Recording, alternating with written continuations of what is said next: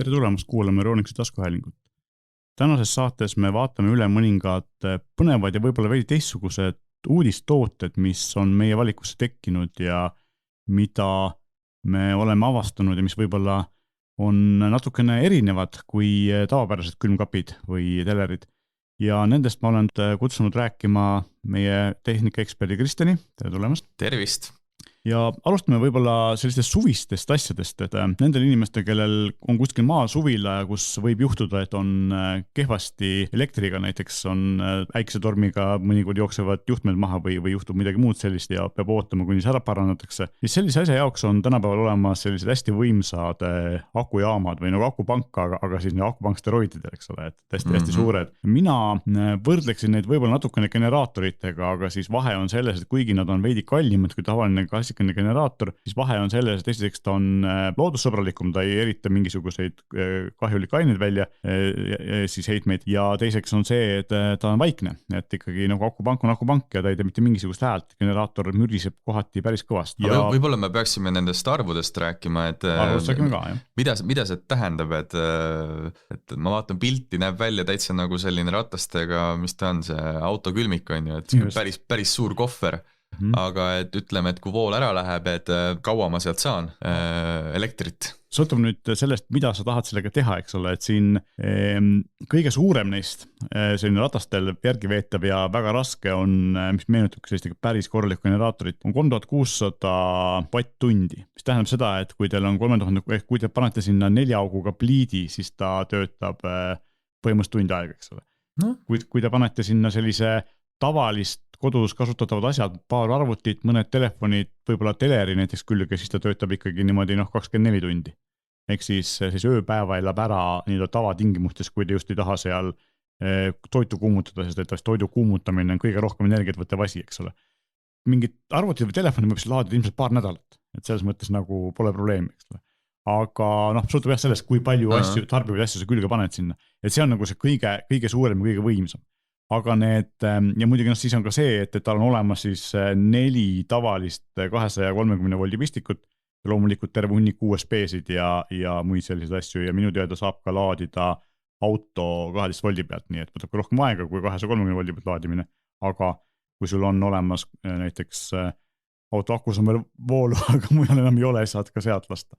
Ja see on väga huvitav, et sa võrdlesid seda generaatoriga või nagu generaatori aseainega, et mul esimene mõte, mis tekkis sellise ülisuure akupangaga, et minu teada vist ka sel aastal on olnud siin artikleid Eesti meedias, kus inimesed, kes on oma maakodudesse paigaldanud päiksepaneele,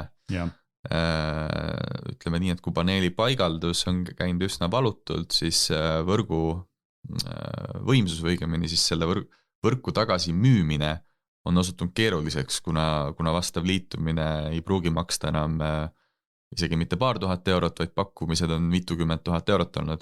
Et sellisel juhul ongi, ütleme, päike paistab, sul on seniidis, et selle asemel, et lasta siis elektriraisku, sa võid ta ju salvestada niisugusesse ülisuurde akupanka. Tegelikult sellise korraliku nii-öelda päiksepaneeli süsteemi juurde peakski tegelikult kuuluma sinna suur aku, tegelikult võibolla veel suurem aku. LG toodab selliseid, Teslal on Powerwall, eks ole, siin meie kandis ma ei tea, kas Eestis ka keegi toodab, et mul ei ole aimu, mida Harju Elekter teeb või mõned sellised suuremad tegijad, eks ole, aga tegelikult ühe iseseisva sellise päikse või tuuleenergiaga generaatoriga voolu tootva majapidamise juurde võiks kuuluda üks aku, mitte pank, vaid akusüsteem, mis salvestab seda, sest et öösel on ka vaja tarbida, eks. Alati ei saa võib-olla selle peale loota, mida siis nii-öelda elektrilevi või mis iganes. Minu jaoks on see muidugi veidi arusaamatu praegu, kus meil on energiakriis ja igasugune lisa elektri tootmine võiks olla täiesti teretulnud, sest riigi poolt, esimene asi, mis tuleks teha, tuleks ära kaotada need igasugused liitumistasud, et see on nagu kummaline, aga mis me teha saame? Ei ole kahjuks selle valdkonna nii spetsialist, et kommenteerida. Tegelikult on loogiline, eks ole, et see aitaks meie võrku parandada. Aga jah, et selles mõttes ma olen täiesti kindel, et sellistesse ei ole küll ise proovinud, aga sellistesse suurematesse akujaamadesse, mis ka meil müügil on, saab selle päiksepaterii poolt toodetud energia suunata, eks ole, sest tegelikult nendel tootjatel, nii siis EcoFlow'l kui X-Stormil on mõlemal olemas ka päiksepaterii moodulid, mis need külge käivad, et tegelikult ongi kohe mõeldud, eks ole, sellele peale, et sa saadki päiksepatarei pealt laadida, noh teine asi muidugi see, et need päiksepatareid, mis on siis nende tootjate enda poolt, ei ole nii suured, kui sul maja katusel oleb, eks ole, et see tagasitootmine võtab ikkagi omajagu aega, et kui sul on seal 100-vatine päiksepaneel, siis noh, ta võtab mitu päeva, et see täis laadida, eks ole, aga samas kui sul muud võimalust ei ole, siis tegelikult see on nagu ideaalne lahendus. Kui sul on juba pandud katusele või kuskile õue hunnik päiksepaneele, mis on kõvasti võimsamad, eks ole, siis noh, selle tal ilmselt laeb see sama väiksema sellise akusüsteemi laeb täis mõne tunniga, eks ole. No siis ta on sama nagu, eks ju, tarbida tavalist nii-öelda siis suure elektrijaama elektrit, et ei ole vahet, aga no iseenesest sellise ratastel hiigelaku, vähemalt minu jaoks on ta hiigel, kuna mu enda akupank on 5000 mAh, mida ma kasutan, et ta eelis on ju paindlikkus. Kui sa teed korraliku sellise otsast lõpuni läbimõeldud päikesepaneeli ja aku lahenduse, siis ta kindlasti on väga efektiivne.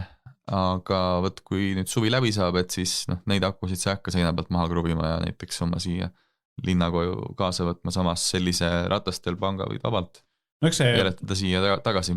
Vahe ongi tegelikult selles, et selline katusel olevad päiksepaneelid ja siis sinna juurde käib mingisugune permanentne suur salvestussüsteem on mõeldud ikkagi koju, kus sa ise permanentselt elad, eks ole.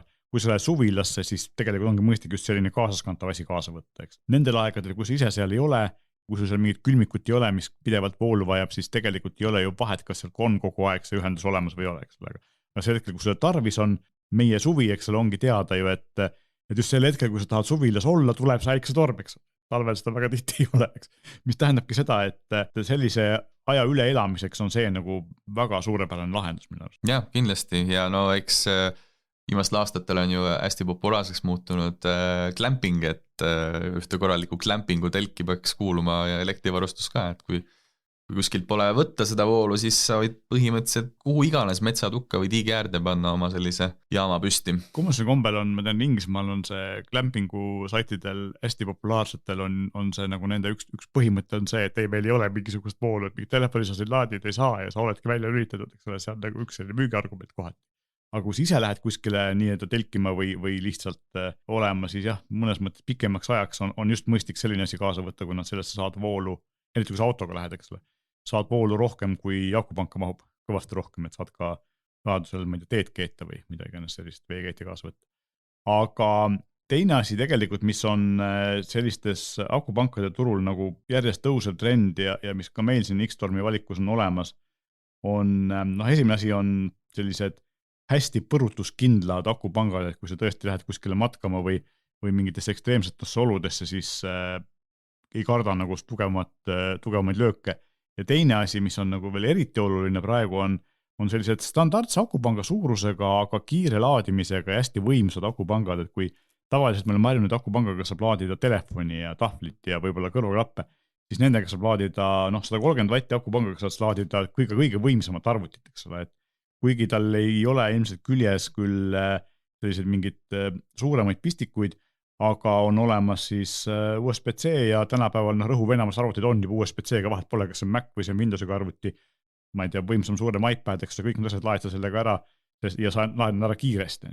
Ja 2700 mAh on piisavalt suur kogus, et sellega saad laadida keskmist arvutit ka mitu korda, nii et telefonidest rääkimata või laadida mitu asja korraga. Ja veel üks selline põnev toode tegelikult X-Stormi valikus on siis sarnane asi ja kui me just rääkisime, et pole pistikut küljes, siis sellel on tavaline 230 voldi pistik küljes, mis annab välja 70 vatti, ehk laeb ka tegelikult arvuteid ja asju väga ilusti, toidab ka ära näiteks teleri, küll ei toida ära nii-öelda kuumutavaid asju, eks veekeetid või pliite.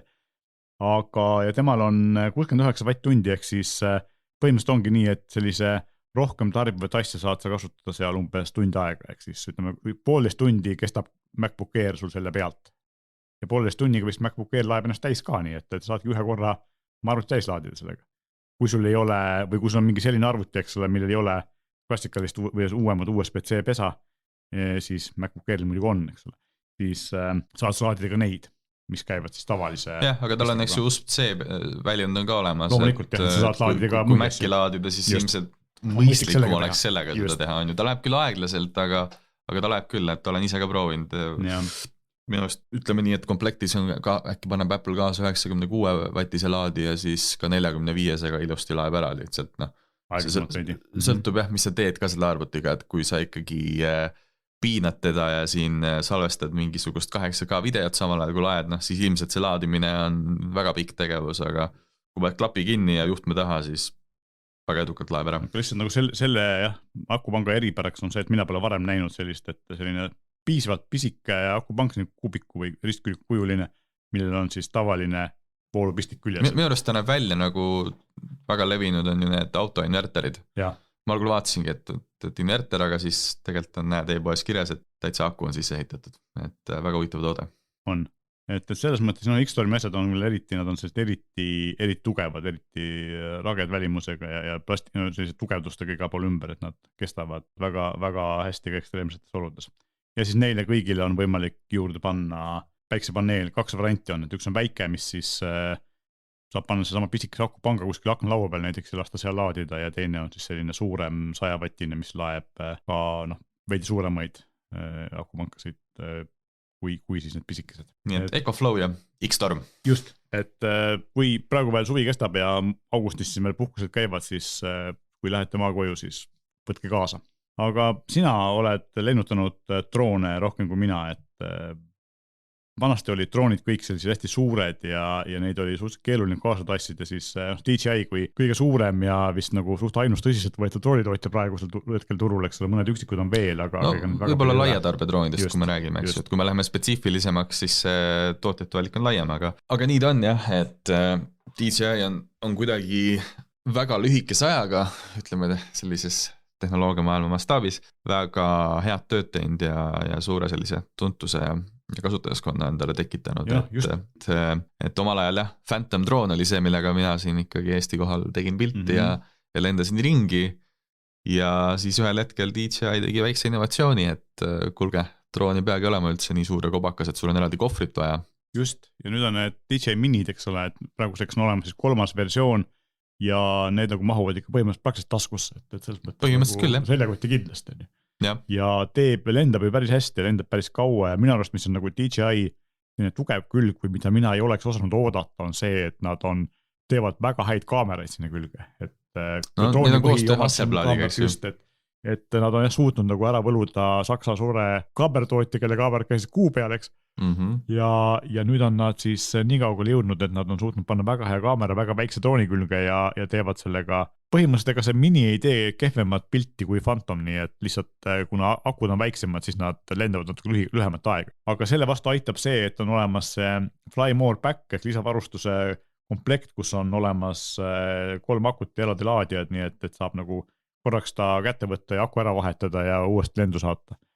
Ja tegelikult teades, kuidas me drooni kasutame, siis ega me tegelikult nagu väga pikalt järjest ei filmingi, eks ole, aga äge on just see, et need droonide suurus on läinud kõvasti väiksemaks, aga kvaliteet on jäänud nagu sarnaseks, et selles mõttes on lahe ja praegu on nagu olemas 2 versiooni sellest Mini 3-st, siis Mini 3 ja Mini 3 Pro ja Pro'l on lisaks siis ka natukene selline edasijõudnud või parem pult, eks ole, kus on nagu ikka ägedam pult, ekraan on sisse ehitatud. Et sa ei pea panema, muidu sa saad panna telefoni puldi külge, eks ole, ja vaadata sealt, kuidas, aga seal sa ei pea siis telefoni külge panema, vaid saad vaadata otse puldi pealt, mis toimub. Eks ta jah, siuke mugavus asi ei ole, aga samas ju see ka maksab midagi ja ma võin öelda, et küllalt ebamugav on, kui lendamise ajal näiteks tuleb sul telefonikõne sisse, et siis pead seal natukene jamama, et võib-olla rikub mingi ilusa kaadri just ära, mida sa üritad üles võtta. Aga tõsi ta on ja mis selle Mini 3 Pro'l on minu meelest jube kihvt on siis see kaamera stabilisaator, et temaga on võimalik üksjagu kraadide võrra ka ülespoole piiluda. Tavaline on siis see, et kaamera vaatab otse ja sa saad täitsa alla ta keerata, aga see, et sa saad ülesse võtta, on hästi kasulik omadus. Ja teine omadus on ju see, et ta suudab füüsiliselt keerata külili seda kaamera. Ehk siis sa võtadki seda nii-öelda vertical videot, mida on super hea postitada. Storidesse on ju, et teadupärast telefonis täna nagu keegi videot ei tarbi külili näeme, et kui see pole just mingisugune super hea produktsioon või mingisugune film on ju, et kui me räägime ikka sellisest, mina kutsun neid koduvideoteks, et sõprade või mõjuisikute tehtud koduvideod, siis neid on püstiselt hea tarbida. See näitab ju seda, et DJI käib trendiga kaasas ja tuleb vastu.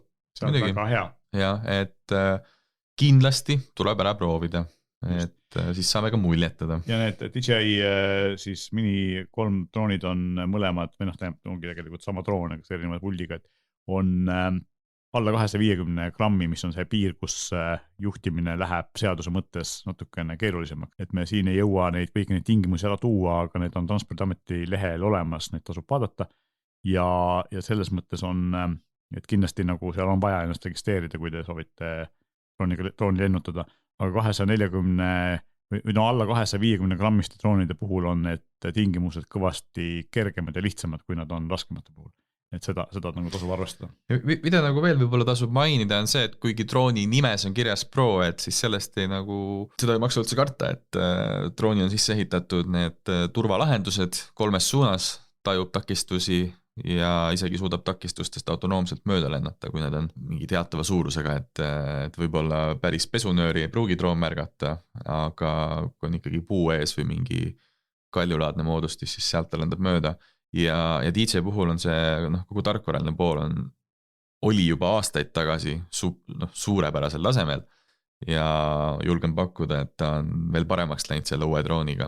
Ehk siis põhimõtteliselt sa võid osta selle drooni oma esimeseks drooniks ja sa saad väga edukalt lennud tehtud, ta on rahulik, kõik on lihtne arusaadav ja mida nagu aeg edasi läheb, seda siis vabamaks sa saad asja lasta, et saad võtta sealt need algaja režiimi maha, saad teha äkilisemaks teda, et täpselt nii, nagu sul endal vaja on. See on ka üks DJ tugevus, just see tarkvara pool. Just, et tegelikult ongi ju ikkagi see drooniga filmimine on läinud nagu selliseks täiesti tavaliseks asjaks ja minu arust nagu hästi hea on just see, et see DJ tarkvara ja see tarkus, et nad suudavad takistusi vältida, sest et põhiline õnnetus, mis juhtub, on see, et droon sõidab kuskil vastu seina, eks ole, et lihtsalt ei pidurata piisaval hetkel ja see on neil ikkagi väga heaks läinud, nad suudavad üsna efektiivselt vältida isegi siis, kui sa selle puldi peal ei jõua õigel hetkel reageerida, siis droon ise teeb selle töö ära ja sa jääd niisama lihtsalt ilma. Eks alati on nagu nutikas olla topelt ettevaatlik, kui tegemist on õhusõidukiga, eks ju, et need abivahendid või need abisüsteemid, nad kõvasti vähendavad seda võimalust, et sa teed drooniga midagi ohtlikku või lõhuta ära, aga ei maksa nagu kunagi ei maksa 100% usaldada mingisuguseid abivahendeid, on ju, et vahe pole, kas tegemist on drooni või tänapäevase sõiduautoga, et ikkagi kaine mõistus ja kerge selline alalhoidlikkus käib asja juurde. Mis lihtsalt selle väikse drooni puhul veel eriti kihvt on minu meelest, et jah, sensor füüsiliselt on ju sama suur, kui oli Phantomil omal ajal, aga vaata Phantomiga on see jama, et kaua sa siin Eestis või lähiümbruses neid pilte, videoid teed, et tegelikult reisil on üsna tülikas mingid kohvrid kaasa võtta, aga võt sellise Mini 3 Pro, sa panedki selle oma käsi pagasisse ja kui oled kuskil reisil taskusse ja kus iganes võid teha, eks ju, neid ägedaid kaadreid, et filmida sinist merd või mingeid mägesid, mida Eestis ei ole, et lihtsalt sellisel juhul kuhu iganes sa peaks reisima, tasub neid kohalikke lennureegleid lugeda, endale selgeks teha, et oleks ikkagi päris kehv kuskil rahvuspargi kohal teha keelatud videot ja siis pärast ma ei kujutagi ette, missuguste meetmetega. Jah, siin on kaks asja, et üks asi on see, et hästi palju on just nagu sellised erisusi, ehk siis erinevate vaatamisväärsuste kohal võib olla see lendamine keelatud, eks ole. Teine asi on see, mis on paremaks läinud ja seda saab ka Transpordiameti lehelt vaadata, on see, et on toimunud selle seadusandluse ühtlustamine üle Euroopa Liidu, ehk siis nüüd ei ole enam, kui sa lähed Hispaaniasse või vaid Itaaliasse filmima, siis enamus, 90% asjadest on samad igal pool, mis on hea, eks ole. Et sa pea enam igas riigis ja ka samas olnud see litsents, et kui sa registreerid ennast nagu drooni juhtijaks, mis ei ole keeruline, siis see kehtib Euroopa Liidu üleselt, et sa ei pea enam igas riigis seda eraldi tegema. Ja selles mõttes on tehtud ikkagi nagu edusamme ka siin Euroopa tasemel, et kui sa kuskil Euroopa Liidust välja lähed, siis peab muidugi täpsemalt jälgima, mis need seadused on, aga Euroopa Liidu lehel, kuna meie oleme Euroopa Liidu liige, siis meil on see info kõik eesti keeles ka olemas, nii et ei ole nagu probleemi. Aga tasub jälgida jah, sest et kohati on see, et ma ei tea, Eiffeli torni kõrval ei tohi lennata ja nii edasi, et selliseid asju ikkagi on, eks ole. Need asju on veel, erinevates rahvusparkides ja kuskil sellistes kohtades võib see olla keelatud. Ja hästi palju on ka see, eks ole, et kui on selline looduskaitseala, seal on see, mille peal tihti mõelda, et droon ikkagi teeb sellist pininat ja siis ta võib häirida linde ja loomi ja siis võib olla keelatud. No Eestis on ju Läänemaa, et kus on Matsalu lahekandis on ju linnud rändavad igal aastal, et seal kindlasti ei ole nagu mõistlik minna tegema neid aerokaadreid. Aga räägime siis ka korraks sellest, et kui need kaadrid on tehtud drooniga, siis kus neid hoitakse ja Samsungil on tulnud välja, Samsungil on varem olnud D-seeria välised SSD-d, mis on kiired ja sellised head andmete kandmise vahendid, aga nüüd on neil olemas siis D7 Shield, mis on tugevdatud versioon, et selliseid tugevaid SSD-sid tegelikult teevad ka SanDisk ja SanDiski siis selline suur emafirma Western Digital, aga nendel on nad selline, näevad ka välja sellised hästi raged või sellised robustsed, jah, on eesti keeles hea väljend.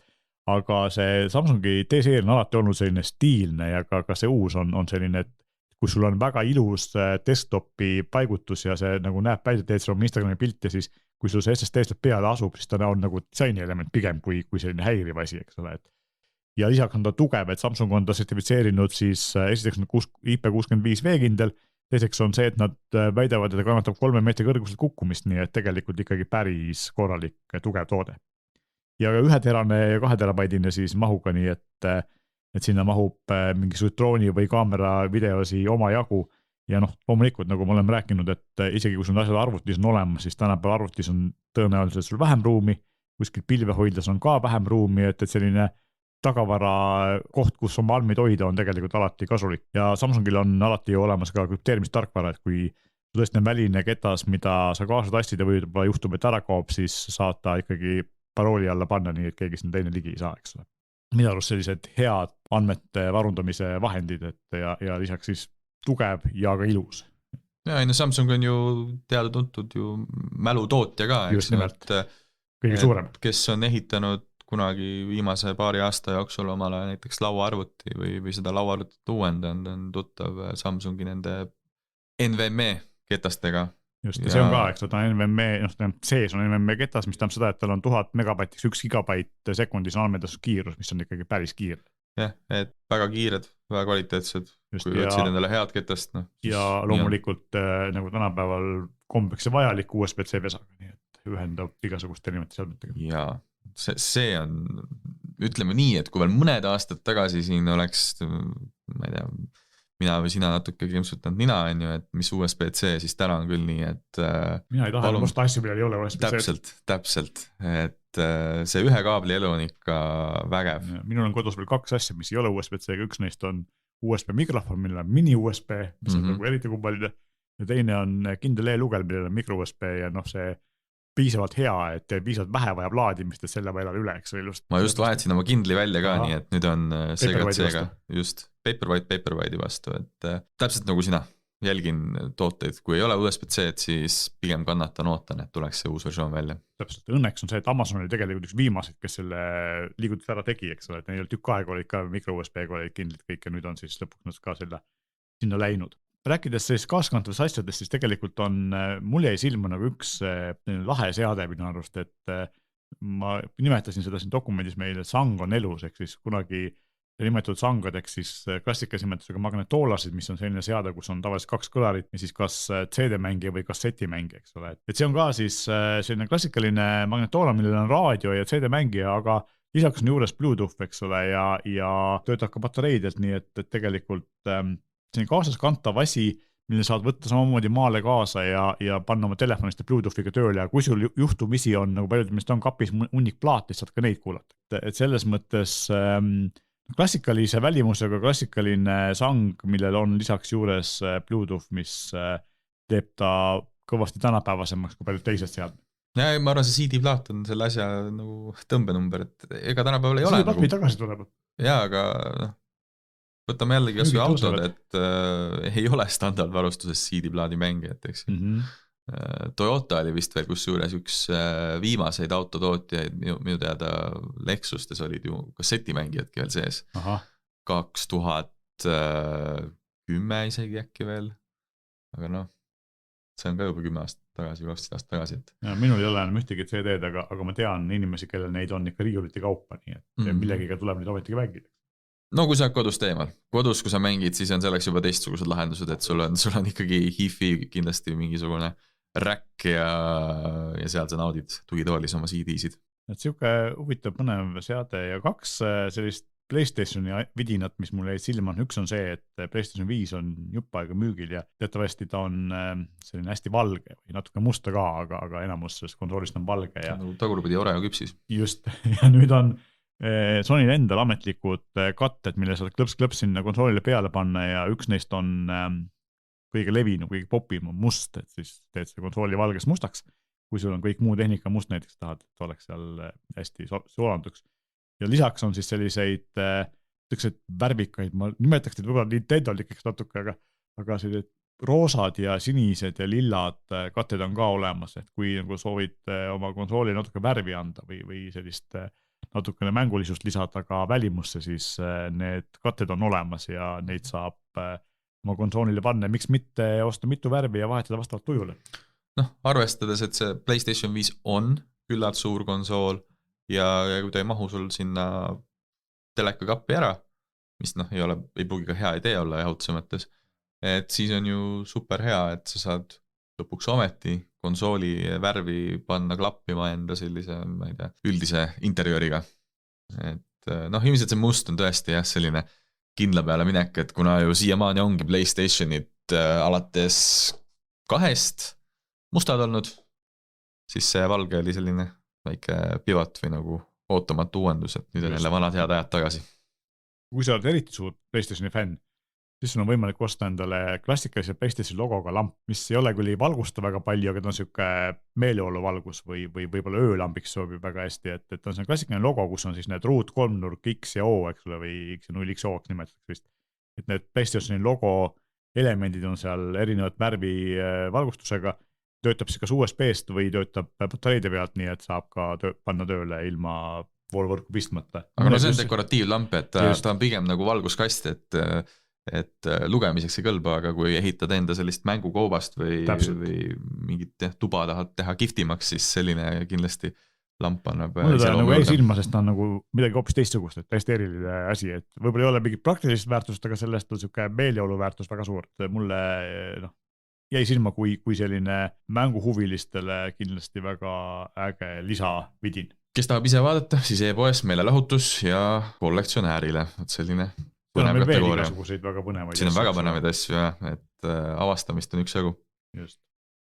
Ja mina avastasin sellise asja, et üle tüki aja on meil jällegi valikus OnePlusi telefonid. Kui praegu käib nagu selline natukene nagu kurb stsenaarium, kus neid telefonitootjaid läheb järjest vähemaks ja see elu ei ole võib-olla nii põnev, kui ta vanasti oli, et meil on Apple ja Samsung, kes natukene on teisi ka. OnePlus on nagu alati olnud selline innovaator või uuenduste tooja ja natuke teistsugune kui teised ja nüüd on jällegi võimalik siis OnePlusi telefone osta ka meilt ja põhimõtteliselt on nagu OnePlusi tavaks on neil 2 mudelit, üks on siis Nord CE2, mis on soodne, alla 400 €, 369,99 ja tegelikult nagu selles hinnaklassis pakub täiesti arvestatavat konkurentsi nii Samsungi Galaxy A53 telefonile kui ka miks mitte iPhone SE-le, kuigi iPhone SE on siis inimestele, kes ikka iPhone'i ostavad, need ainult iPhone'i ostavad, eks ole, et nad ilmselt OnePlusi ei vaata. Aga sellisele, ma ütleks, et praegu, kus meil on selline, hakkame vaikselt kooli tagasi minema ja lastel on vaja uut telefoni, mis võib-olla ei maksa väga palju, siis see on tegelikult sellises hinnaklassis, kus ta veel ei ole väga kallis, aga on üks asi, mis on nagu ilmselt noortele hästi oluline, see on see, et on piisavalt hea kaamera. Võib-olla selline Samsungile konkurentsi pakkuv kaameratelefon sarnases hinnaklassis, et loomulikult on olemas veel soodsamad mudelid, mille kaamerad ei ole nii head, aga see on just selline oma hinna ja kaamera kvaliteedi suhtes päris hea ja loomulikult OnePlusile omaselt või siis Aasia tootjatele on see, et laadimine on 65 vatti, et kui Samsungi sarnase hinnaga telefon on 25 vatti, siis ta laeb 2,5 korda kiiremini. Mis see ajaliselt umbes tähendab, et paned juhtme taha, ma ei tea, kui sul on 10% akut, et no täis laeb, ma arvan, poole tunniga, 45 minutit maksimaalselt. See ikka päris kiiresti.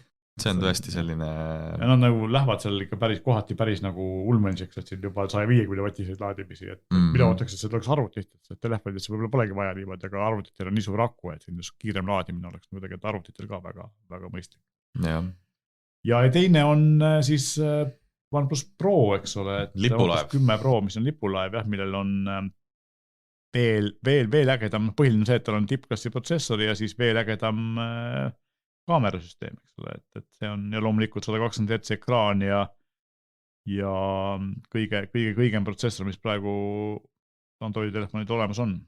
Ja loomulikult mõlematel on NFC, ehk siis saab poes maksta kontaktivabalt viipemakset teha ja 5000 milliamprini akku, mis tähendab seda, et kõik kestab ka omajagu. Ma küsin selle koha pealt, et kes on võib-olla siis nagu rongi pealt või ree pealt tükk aega maas olnud ja mäletab OnePlusi aegadest, kui telefonid OnePlus One, OnePlus 2, et kas see legendaarne liukurlüliti on nüüd OnePlusil ikka Nendel veel on. Nendel veel on. Kohe peaks tulema uus mudel 10T ja sellel enam ei ole.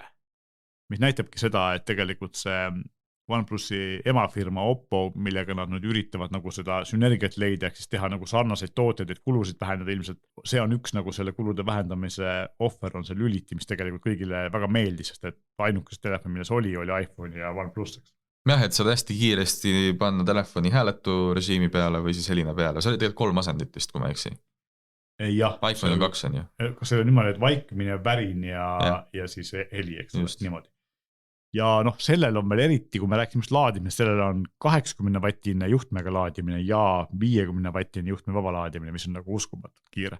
Aga siin on muidugi see nüanss, et see 50-vattine laadimine töötab ainult siis, kui sul on OnePlusi või Oppo enda laadija, eks ole, kui sa ostad kellegi teisi laadija, Apple laadija, Samsungi laadija või Belkini või kellegi kolmanda, siis laeb ta 10-15 vatti, et ta laeb ikkagi juhtmevabalt, aga lihtsalt aeglasemalt ja täpselt sama lugu on ka siis selle juhtmega laadijaga, et ta toetab küll seda USB-C power delivery't, mis laeb, ma ei tea, kui kiiresti seda telefoniga, ma arvan, pakun, et kuskil seal 30-40 vatiga, eks ole, umbes poole aeglasemalt kui selle originaallaadijaga. 80 jaoks on ikka mingit eritrikki vaja, siis see on oma laadija, ma eeldan, et just, et seal on see laadija ja siis telefon ise on täpselt nagu kuidagi nad on kokku pandud niimoodi, et nad tunnevad üksteist ära ja siis see laadimine toimub kiiresti.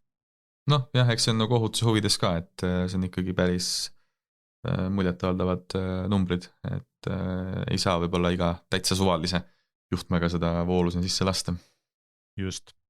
Ja noh, kui me siin telefonist räägime, siis telefonide juurde me võiksime võib-olla rääkida kiirelt ka sellest, et me oleme siin rääkinud varem Indrekuga mitu korda tegelikult, mis on toimumas Eesti 5G maastik. Nüüd on siis esimene konkurss on läbi, ehk siis 3600 MHz või sellise keskmise sageduse peal 5G load on välja jagatud ja see lõppes nagu üllatusena, et kui 3 loale kandideeris 4 operaatorit, mida varem pole Eestis kunagi juhtunud. 4 oli siis Leedu Bitte just, Telekom. Siis võis arvata, et see läheb nagu selliseks üsna põnevaks ja hinnad lähevad üsna kalliks, aga kui esimeses 2 voorus, kus esimeses võitis Elisa ja teises Telia Byte osales, siis kolmandast ta järsku enam ei osalenud ja mis tähendab seda, et Tele2 sai viimase litsentsi esimesel pakkumise päeva ja alghinnaga, mis on tegelikult mõnes mõttes konkurentsi mõttes huvitav, et kas Tele2 saab küll hakata paremini hindu pakkuma, võib-olla 5G turgu teised.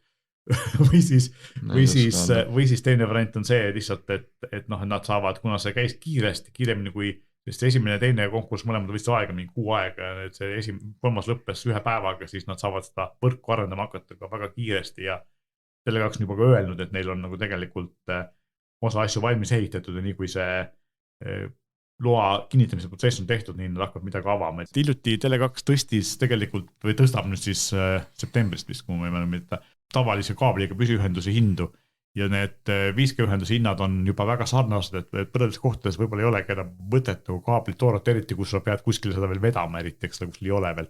Et tegelikult selle 5G1 eeliseid ongi see, et sa saad endale teistes kohtades, kui kaabli ulatub päris kiire ja päris korralikult, 500 megabitist püsiühendust üle õhu pole varem ju pakutud nüüd 5G-ga, nii Elisa kui Telia seda pakuvad, et see on ikkagi päris väle.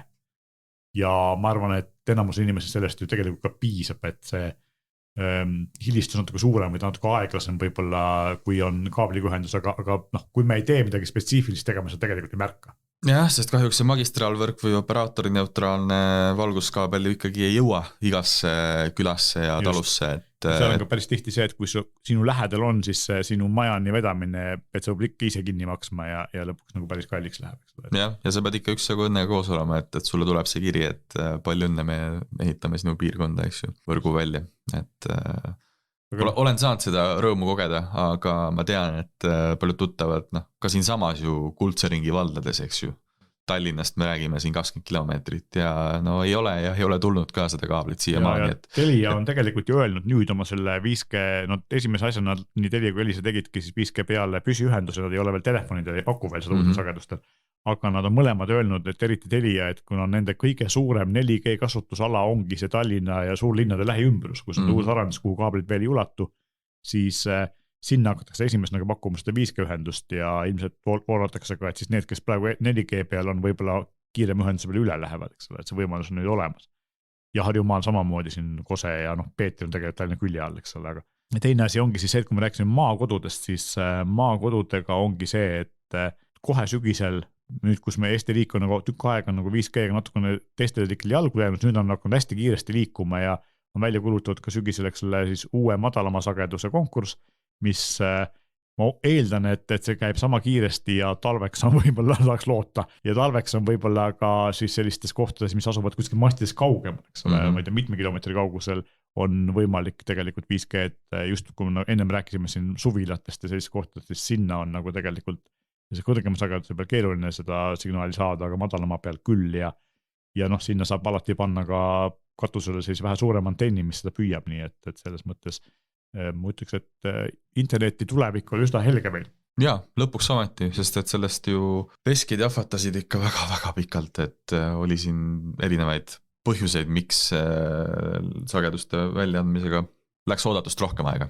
Just, ja lõpetuseks võib-olla selline lihtsalt väike uudiskild on see, et kõvakettad ei ole mitte kadunud, et kui me rääkisime SSD-dest ja nad on palju kiiremad, palju väiksemad, palju töökindlamad, siis kodus me ilmselt tavalist klassikalist pöölevat kõvaketast enam praktiliselt mitte keegi ei kasuta. Väga paljud meist ei kasuta, et meil on uued arvutid, millel on juba SSD sees ja me ei tahaks enam ilmselt seda, kui me just ei... Nassides kasutatakse. Mängivad palju mänge, kellel on palju mänge, nagu, mis võtab palju ruumi arvutis koos, siis on teine ketas on tihti tavaline ketas. Ja aga võtta varukoopiate jaoks igasugusteks on ju. Näiteks, kui sul on vaja mingisugust tõrkekindlust või redundancy't, et siis sul on 8 terabaidist ketast on ju paralleelselt teevad tagavarakoopiaid su narust. Ja just sinna tegelikult kettad liiguvadki, et igasugused pilveteenust, mida ka meie kasutavad ikkagi ju suuri kõvakettaid ja need ei ole mitte kadunud ja nad ongi liikunud sellistesse teenusepakkujate serveritesse ja seal nad lähevad järjest suuremaks, kui me siin rääkisime 8 terabaidist ketastest, siis Seagate toob järgmisel aastal välja 30 terabaidis ja 2025 lubatakse lausa 60 terabaidis ketast, nii et mahud lähevad ka päris müstiliseks. Ja kui sellega midagi juhtub, siis taastamine on päris keeruline. et kui nii jätkub, siis arvud on tuttavad ammustest aegadest, lihtsalt gigabaidid on asendunud terabaitidega. Ehk siis kõik on 1000 korda suurem. Noh, nii on jah. Et mahutab 1000 korda rohkem kui valasti. Aga sellise põneva tõdevusega võtamegi selle kordse saate kokku ja järgmine kord meil on tegelikult veel päris palju uusi ägedaid toote, mida tutvustada, aga millest oskavad meie tootespetsialistid paremini rääkida ja nendega me järgmine kord uudest asjadest veel kord räägimegi. Meiega täname kuulamast ja loomulikult kordame üle, et kui te soovite meile anda teada, mida me võiksime siin saates rääkida või mida kajastada, siis palun kirjutage meile. Meie meiliaadress on saade@euronics.ee ja loomulikult, kui te jätate oma kommentaarid meie Instagrami või Facebooki postituste alla, siis me loeme kõik need läbi ja võtame ka need arvesse. Meiega täname kuulamast veel kord. Aitäh ja olge tublid!